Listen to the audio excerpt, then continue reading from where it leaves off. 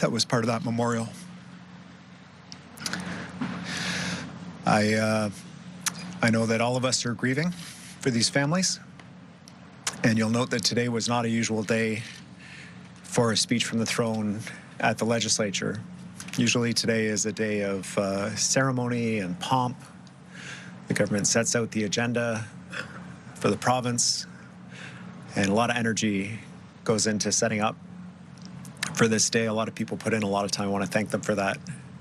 But everybody from all parties understood why we could not go ahead with the throne speech today, why we couldn't go on with business as normal, because this is not a normal day for British Columbia or for Canada, and why we had to stand together with the families in Tumbler Ridge today.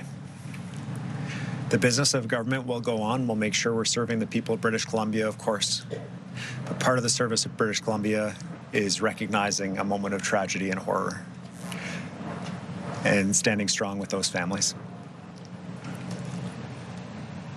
With that, I'd like to invite questions from the media. Thank you for joining us today. We have time for some questions here. We start with Keith Balji from Global News. Go ahead, Keith. Mr. Premier, continuing on with this unprecedented show of not just bipartisanship, but tripartisanship, what message does this send to the public about the role of the legislature in terms of communicating to people in times of tragedy?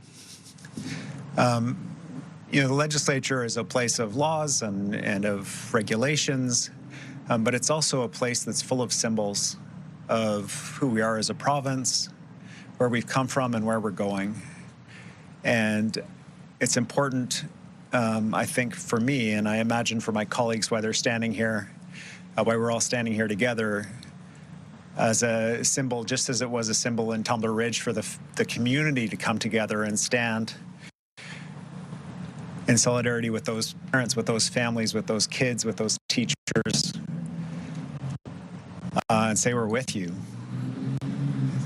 There are moments of agreement in this place, but the symbolic standing with the community, I think, is the most important thing. It's what we can do in a moment when everyone struggles to know what to do. The mayor of Tumbler Ridge recommended, as the Lieutenant Governor said, to reach out, give a hug, pat someone on the back, reach out, give them that support. And I think that's what we're doing here today as a group. Question? Yeah, you say the shock is starting to wear off. And that business will get back to a more regular footing. But how difficult will it be from a political leader's point of view, or any of your colleagues on the driveway here, to actually get back to partisan politics? Or is that something we should get back to? Yeah, I think, just sitting in the House personally today, like literally, I was on the plane from Tumbler Ridge, came right here to Victoria to sit down in the House. And it feels different. It feels different from the raw reality in the community, the emotions that people are going through, the grief, and the routines of the legislature can be a comfort, but at the same time they can feel pretty empty. And today they felt pretty empty. And I think that's why we needed to end the day early. That's why my colleagues and I need to reach out to our communities who are all suffering with these parents who are all wanting to reach out and help and support. There's anxiety in our schools, in our home communities. We want to be able to support. That's the meaningful thing for us to do as elected representatives right now. And I think that's the most appropriate thing for us to do. Let's go to Rob Shaw from Czech News. You just mentioned seeing a hockey card. Can you tell us a bit about what you saw and what you heard up there, and how it affected you personally? I mean, there was the memorial is quite a moving thing. There's a lot of toys. There's a lot of flowers. These kids were 11 to 13 years old. They're just babies. And And there was a man who wasn't part of the media, was just kind of standing near the memorial. I went over and introduced myself to him. And, he was kind of welcoming, but he couldn't talk. He couldn't say anything. In a moment of just utter grief. And I think we're all struggling for words right now, which is why these gestures are important. To be in the health center and talk with a health worker who had brought her son to work with her today because she didn't want to let him out of her sight. He was a student at the local high school. She just needed him to be at work with her.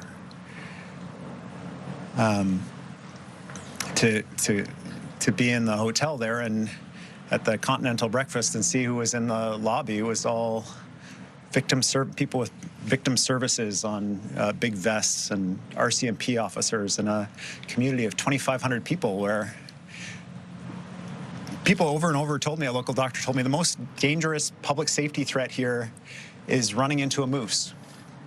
This is not something that our community knows how to deal with. This is not something we have to deal with. This is such a safe community.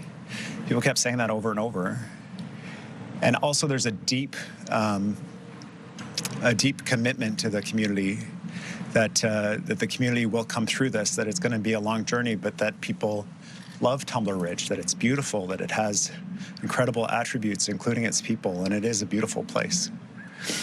And so, there is, and I hope to see it develop a sense of hope about the other side.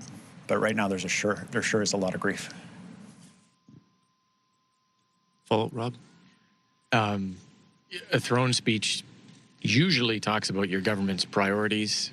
When the public is ready to hear that, how will they receive it in the future? How will you sort of communicate what you didn't in today's throne speech in the future to tell people what the government intends to do in the months ahead? Yeah, it's such a consequential time for British Columbians and for Canadians. There are huge challenges and opportunities for our province right now. And it's hard to think of a more eventful time, really, in recent memory than what we face right now as British Columbians. And yet, even in the face of that, to have unanimity across the legislature that today was not the day for it, and that we needed to respect and support the community, tells you about the depth of what's happened in Tumbler Ridge and the depth of feeling that's going on across the country. We'll be putting forward the budget. There'll be a budget speech when we're able to. I'll ensure that I engage with British Columbians about where we're going and what we're going to do in the way that the throne speech was meant to. But for right now, where we're going, what we're meant to do is to support those families in Tumbler Ridge. We have time for one more. We're going to go to Alex Lazenby from Postmedia. Hi, Premier. Last night you mentioned that you had heard many stories of heroics on Tuesday from first responders, from community members, from police that you said the public hadn't heard about yet. Are you prepared at this time to talk about some of those stories of the heroic actions that you heard up in Tumbler Ridge? Yeah, thanks, Alex. I was incredibly honored with the trust that people placed in me when I was up there, what they shared with me. The stories are theirs to share. What I will say is there were stories of students protecting other students. There were stories of teachers pulling the injured out of the hall to perform CPR.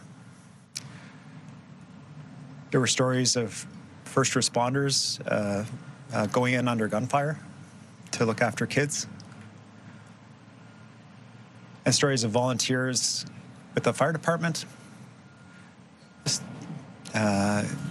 volunteers with the volunteer fire department showing up to see and to pitch in on what could only be described as a horrific scene.